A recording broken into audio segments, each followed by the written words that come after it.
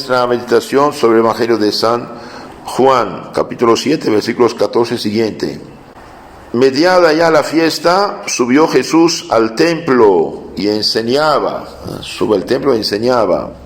Admirábanse los judíos diciendo, ¿cómo es que este, no habiendo estudiado, sabe letras? Tiene razón. Jesús les respondió y dijo, mi doctrina no es mía, sino del que me ha enviado. Quien quisiera conocer la voluntad de él, conocerá si mi doctrina es de Dios o si es mía. El que de sí mismo habla, busca su propia gloria. Pero el que busca la gloria del que le ha enviado, ese es veraz y no hay en él injusticia. ¿No os dio Moisés la ley? Y ninguno de vosotros cumple la ley. Porque buscáis darme muerte.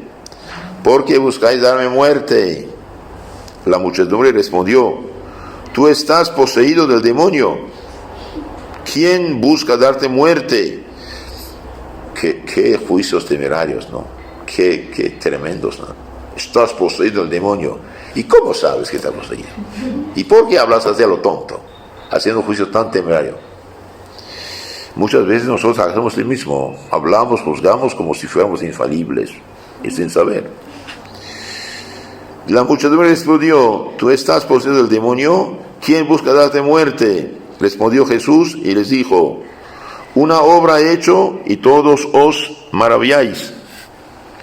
Moisés os dio la circuncisión, no que proceda de Moisés, sino de los padres, patriarcas.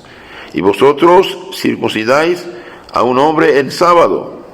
Si un hombre recibe la circuncisión en sábado, para que no quede incumplida la ley de Moisés, ¿por qué os irritáis contra mí? Porque he curado del todo a un hombre en sábado. No juzguéis según las apariencias, juzgad según justicia. Entonces, ¿qué significa todo esto? Veamos un poquito el origen divino de la enseñanza de Jesús. Origen divino de la enseñanza de Jesús.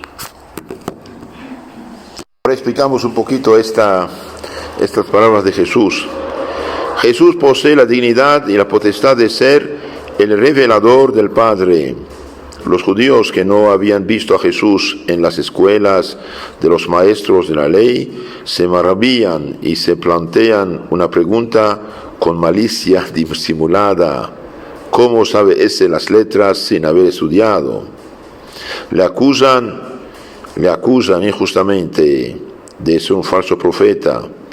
Jesús aprovecha la ocasión para afirmar que su doctrina proviene de Dios, pero señala también que para discernir ese origen divino se requiere rectitud de intención. Si no hay rectitud de intención, uno se equivoca. Además, propone un criterio para reconocer la legitimidad de su actuación. Él no se adjudica la grandeza y sublimidad de su doctrina, ni lo extraordinario de sus obras, sino que busca solo la glorificación del Padre y expone la doctrina que le ha sido entregada. Siguiendo el ejemplo de Jesús, la Iglesia en su actuación apostólica no busca su triunfo humano, sino el bien de las almas y la gloria de Dios. Dios es glorificado plenamente desde el momento en que los hombres reciben total y conscientemente la obra salvadora de Dios que completó en Cristo. Así, por dicha actividad apostólica, se cumple el propósito de Dios, al que Cristo obediente y amorosamente sirvió para gloria del Padre que le envió, a fin de que todo el género humano forme un único pueblo de Dios, se una en un único cuerpo y se codifique en un único templo del Espíritu Santo.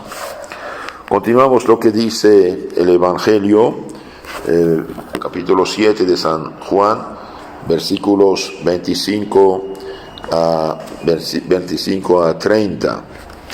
Decían pues algunos de los de Jerusalén, ¿no es este a quien buscan matar? Y habla libremente y no le dice nada. ¿Será que de verdad habrán reconocido las autoridades que es el Mesías? Ojalá lo conocieran y así hubieran evitado el Viernes Santo.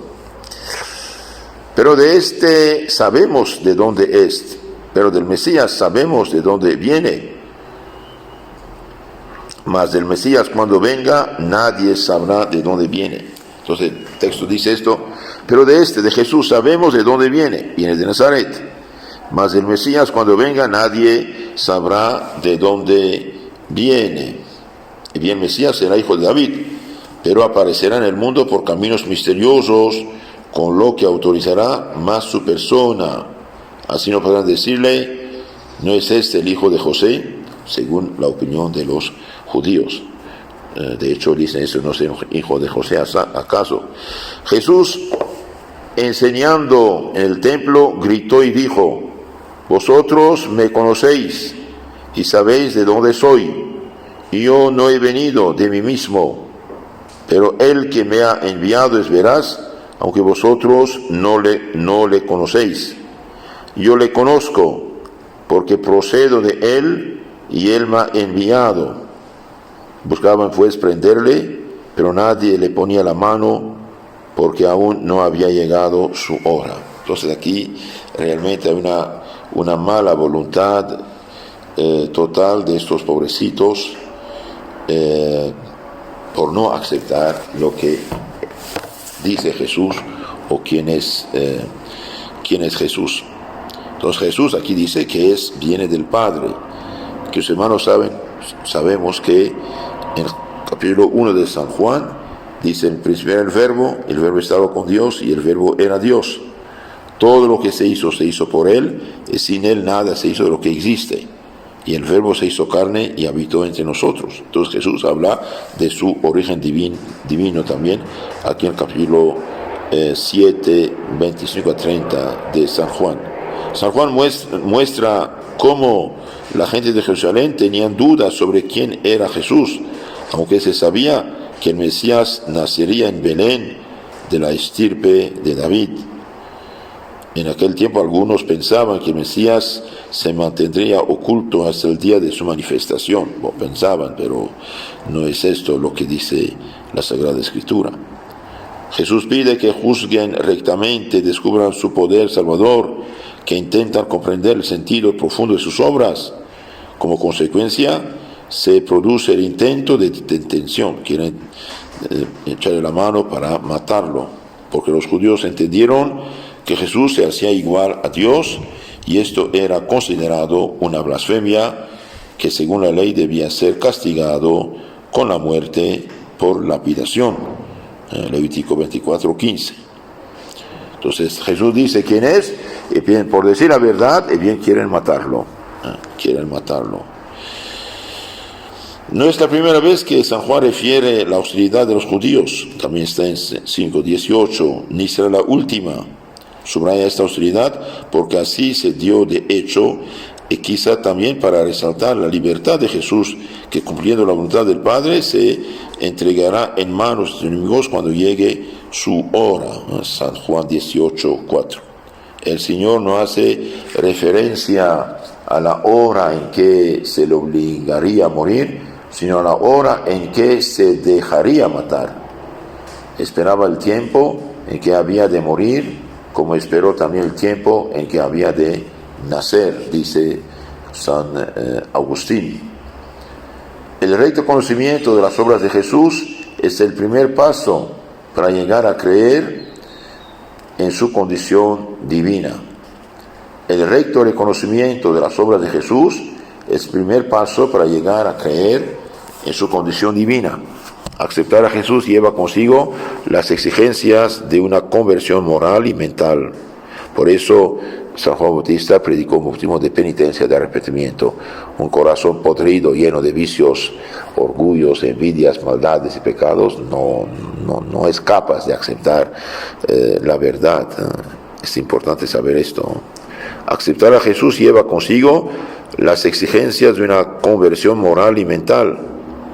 En la imitación de Tomás de Kempis, Imitación de Cristo 1:2, dice: el que quiera pues entender plenamente y saborear las palabras de Jesús, ha de procurar conformar con él toda su vida.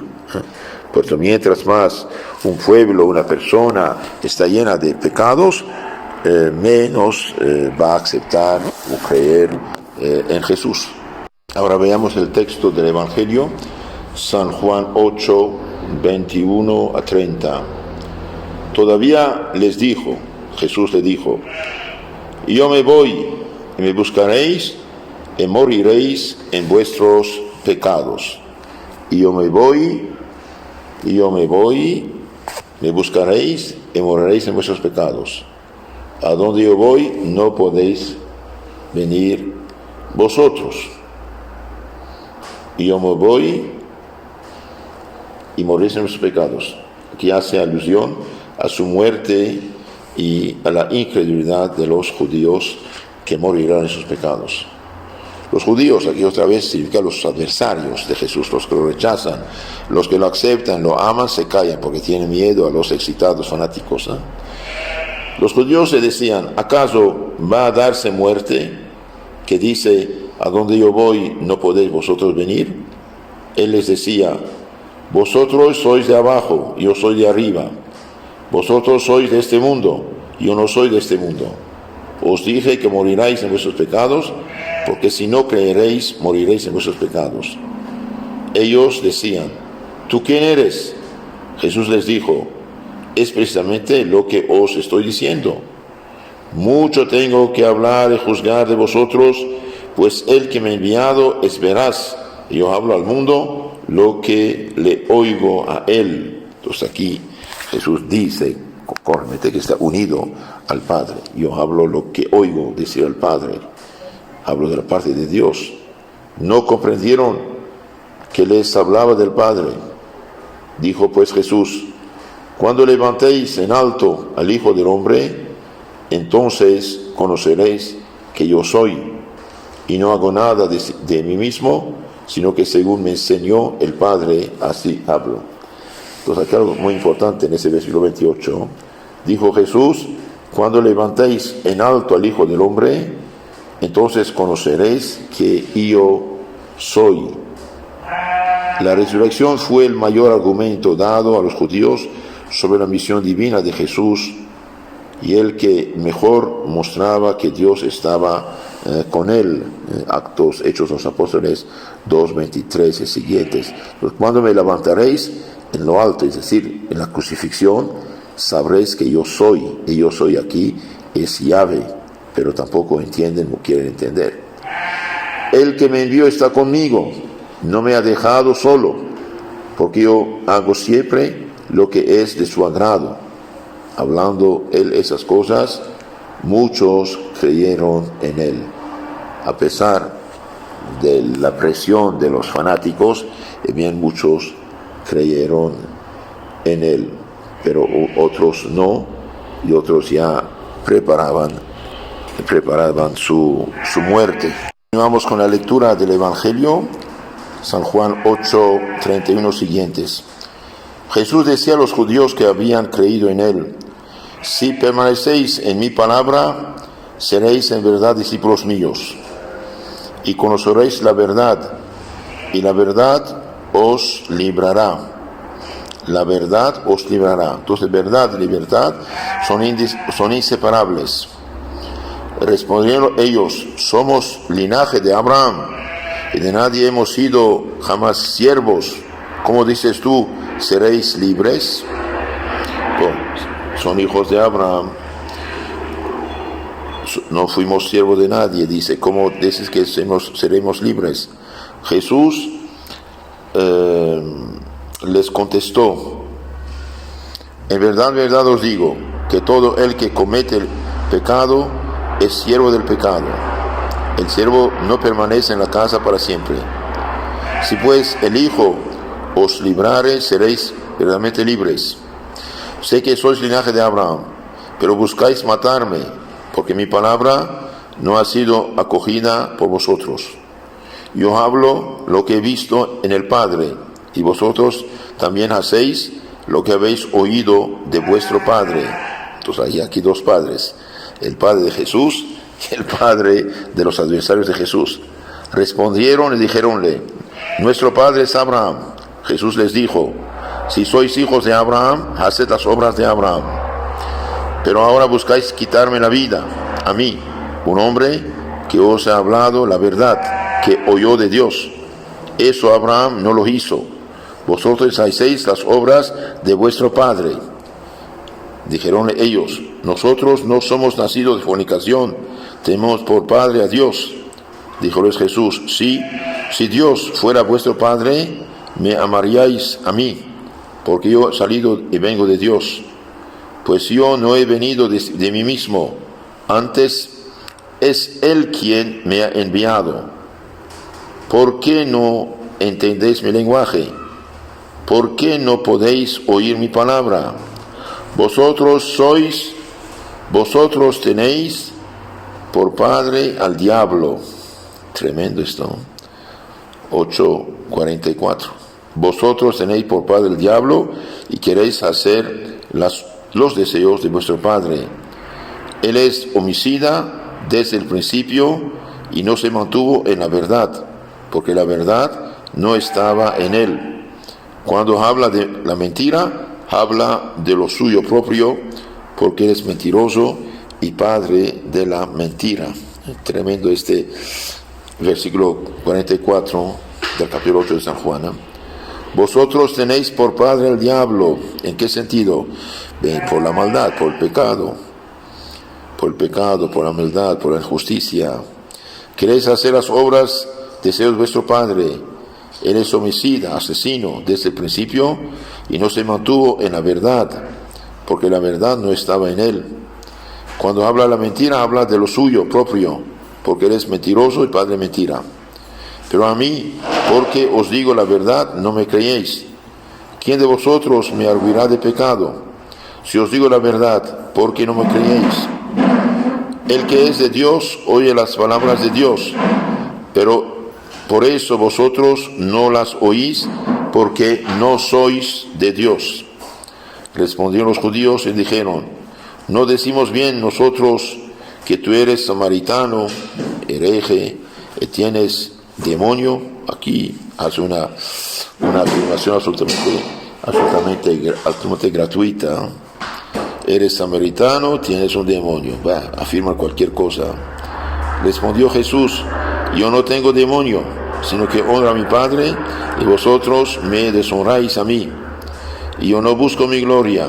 Hay quien la busque y la juzgue.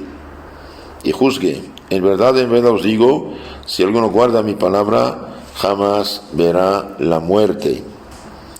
Dijeron los judíos: ahora nos convencemos de que estás endemoniado, estás poseído. Lo dice ahora por la segunda vez.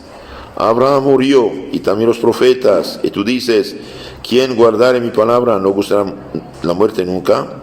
¿Acaso eres tú mayor que nuestro padre Abraham, que murió, y los profetas murieron? ¿Quién pretendes ser? Respondió Jesús: si yo me glorifico a mí mismo, mi gloria no es nada. Es mi Padre quien me glorifica, de quien vosotros decís que es vuestro Dios, y no lo conocéis, pero yo lo conozco. Y si dijere que no lo conozco, sería semejante a vosotros, embustero. Mas yo lo conozco, guardo su palabra. Abraham, vuestro padre, se regocijó pensando en ver mi día. Abraham creía en Mesías venidero. Lo vio y se alegró. Pero los judíos le dijeron: ¿no tienes aún 50 años y has visto a Abraham? Respondió Jesús: en verdad os digo, antes que Abraham naciese, era yo. Entonces tomaron piedras para arrojárselas, pero Jesús se ocultó y salió del templo. Aquí Jesús dice cosas realmente extraordinarias. Eso, aquí dice: antes que Abraham existiera, era yo existía. Aquí manifiesta su divinidad. Y de hecho, el Viernes Santo van a exigir su muerte porque lo acusan de haberse dicho ser hijo de Dios. Y lo es, pero ellos no creen, por eso le rechazan. Continuamos explicando este capítulo 7 de San Juan, versículos 31 a 53, muy interesante. Entonces aquí Jesús habla de su generación, de su glorificación junto al Padre y del envío del Espíritu Santo. La fiesta de los tabernáculos era una fiesta de alegría y de acción de gracias. Cada uno de los 8 días que duraba la fiesta, el sumo sacerdote se dirigía a la fuente de Siloé y una copa de oro traía al templo agua con la que rociaba el altar, recordando la que profusamente manó en el desierto, en Éxodo 17:1, y pidiendo a Dios abundantes lluvias para la estación siguiente. Mientras tanto, se cantaba un pasaje del profeta Isaías 12:3, que anunciaba la venida del Salvador y con él la difusión de los dones celestiales. Entonces Jesús va a la fiesta porque está presente allí entre ellos, y ellos no saben. También se leía Ezequiel 47, que hablaba de las torrentes de agua viva que brotarían del templo. Con Jesús, aquel tiempo venturoso ha llegado ya. Si alguno tiene sed, venga a mí y beba, dice Jesús. Entonces está realizando las profecías y no se dan cuenta, y más bien no quieren darse cuenta unos de ellos, y engañan al pueblo. Esta invitación recuerda la que hace la sabiduría divina, que dice: venid a mí los que me deseáis y saciaos, sugiriendo así que Jesús es la sabiduría de Dios encarnado. Él es el único que puede saciar nuestra sed de verdad. Sed, me parece a mí, quiere decir deseo de una cosa que nos hace gran falta. Eso es tener sed, deseo de una cosa que nos hace gran falta. Que si del todo nos falta, nos mata.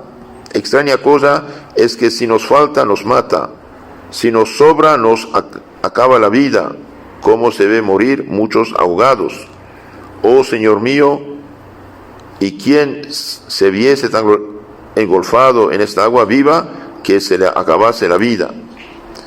Las palabras de Jesús del versículo 37 suscitaban a San Alfonso de Ligorio las siguientes consideraciones, que constituyen un entrañable comentario lleno de amor por nuestro Salvador. Veamos ahora este versículo 37. El último día grande de la fiesta se detuvo Jesús y gritó diciendo: si alguno tiene sed, venga a mí y beba. El que cree en mí, según dice la Escritura, ríos de agua viva correrán de su seno. Eso dijo del Espíritu que habían de recibir los que creyeren en él, pues aún no había sido dado el Espíritu, porque Jesús no había sido glorificado. ¿Y qué dice Santo Alfonso? Tenemos en Jesucristo 3 fuentes de gracia. Noten esto. La primera es de misericordia, en la que nos podemos purificar de todas las manchas de nuestros pecados. La de misericordia.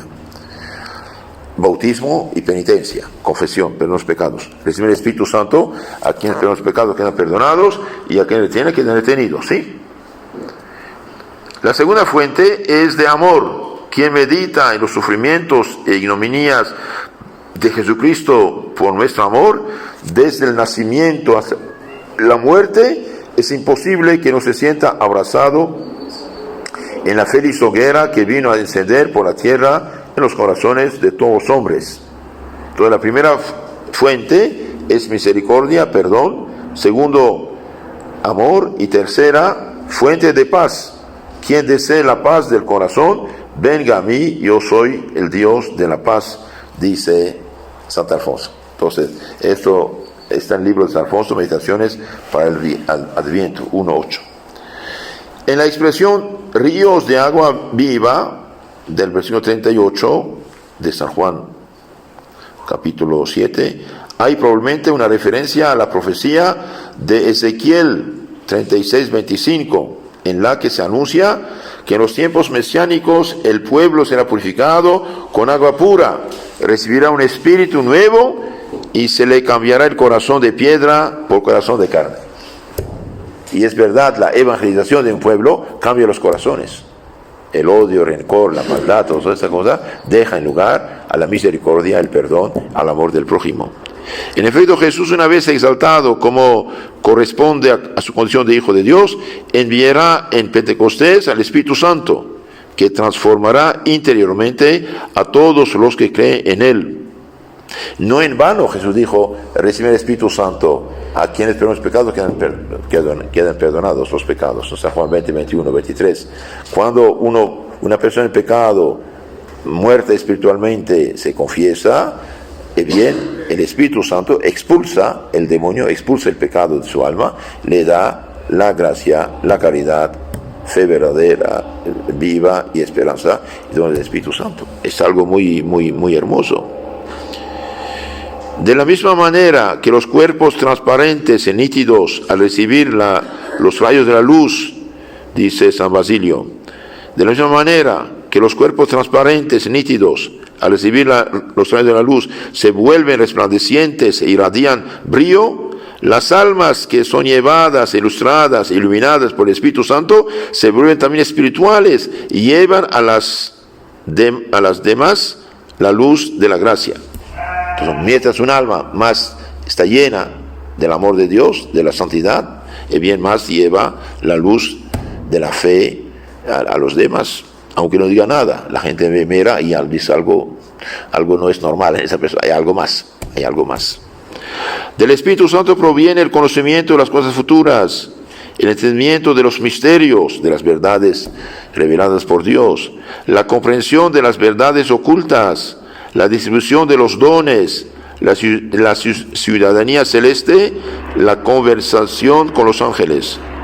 Del Espíritu Santo, la alegría que nunca termina, la perseverancia en Dios, la semejanza con Dios y lo más sublime que puede ser pensado, el hacerse hijo adoptivo de Dios, divinizarse. Esto lo dice San Basilio en su libro de Espíritu Santo 9:23.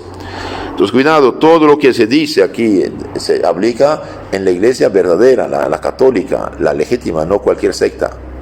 En las sectas, las falsas iglesias, el demonio no está amarrado. Santo Agustín dice, el demonio está atado únicamente en la iglesia de Cristo, la verdadera iglesia, no en las sectas. Cuidado, es importante saber esto. Y hoy, por desgracia, el demonio se hace pasar por el Espíritu Santo. Pero pregunta Santo Agustín, ¿cómo entender la frase del Evangelio?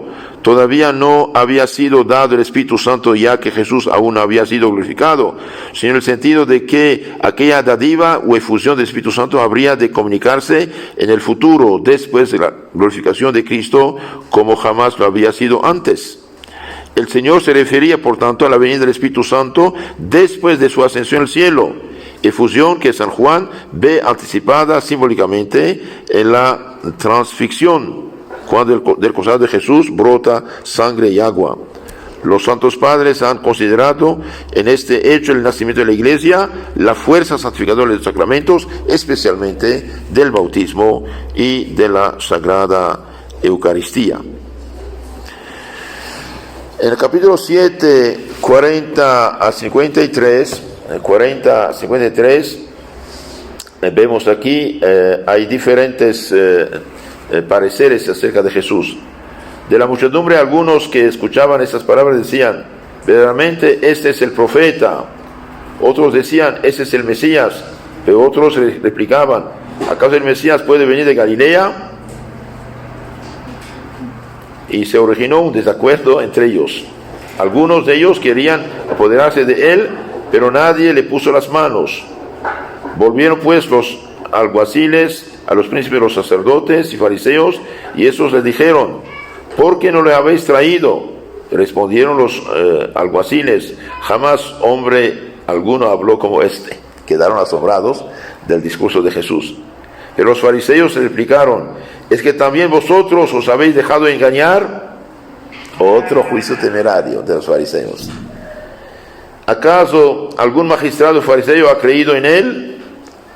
Por desgracia de ellos, no quisieron. Pero esta gente que ignora la ley, son unos malditos.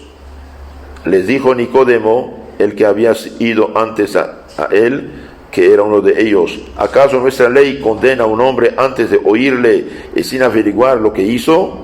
Le respondieron, dijeron: ¿también tú eres de Galilea?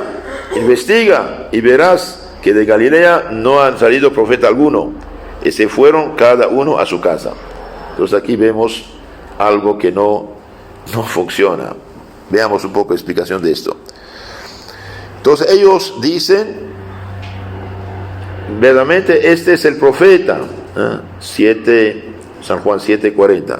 Ese es el profeta. El título, el profeta, alude al Deuteronomio 18:18, que predice la venida de un profeta en los últimos tiempos, al que todos deberán escuchar. El Cristo, el Mesías, era el título más corriente en el judaísmo para designar el futuro Salvador enviado por Dios. Entonces aquí anuncia un profeta. Moisés dice: más grande que yo. Y si alguien no lo escucha, que lo apedrean. Entonces aquí unos de los judíos decían: verdaderamente este es el profeta. Otros decían: ese es el Mesías. Pero otros decían: no, porque ese viene de Galilea. Muchas veces cuando uno explica cosas que no son de su competencia, hace errores, ¿no? Por eso mejor callarse, rezar antes de hacer juicios acerca de lo que no sabemos. En los versículos 40 a 43 se muestra una vez más la diversidad de opiniones acerca de Jesús. Muchos judíos ignoraban, sin tomarse ninguna molestia para averiguar la verdad, que había nacido en Belén, la ciudad de David, donde, según Miqueas 5:2, debe nacer el Mesías. Tal ignorancia constituía en ellos una excusa para no aceptarle como el Cristo. Parece como si el evangelista que escribe para cristianos que conocían el verdadero origen de Jesucristo, el Hijo de Dios nacido en Belén, quisiera resaltar con cierta ironía que ese desconocimiento de la gente de Jerusalén era precisamente la confirmación de que Jesús era el Mesías que esperaban. Otros, sin embargo, antes los milagros de Jesús, entendían que Él debe ser el Mesías. 7:31. Otros aún, los servidores de la autoridad, no pueden menos que reconocer la fuerza de sus palabras. He aquí que los fariseos o escribas no sacaron provecho ni al contemplar los milagros, ni al leer las escrituras. En cambio, los enviados por la autoridad, sin estas ayudas, fueron captados por un solo discurso. Entonces la gente honesta ve claro, y la gente deshonesta, aunque sepa, se hace ciega. San Crisóstomo dice: no solamente es de admirar su prudencia, porque no necesitaron de signos los policías, sino que fueron conquistados por la sola doctrina. No dijeron en efecto: jamás hombre alguno ha hecho tales milagros, sino jamás habló así hombre alguno. Es de admirar también su convencimiento. Van a los fariseos que se oponían a Cristo y les hablan de esta manera. Bien, hasta aquí el capítulo 7, es realmente algo maravilloso. Entonces aquí podemos decir que Jesús realmente se revela, pero no quieren reconocerlo. Entonces pidamos a la gente de buena voluntad que entienda que la Iglesia de Cristo es la católica, y que Dios tenga piedad de los de mala voluntad de hoy. Estamos viviendo el mismo drama.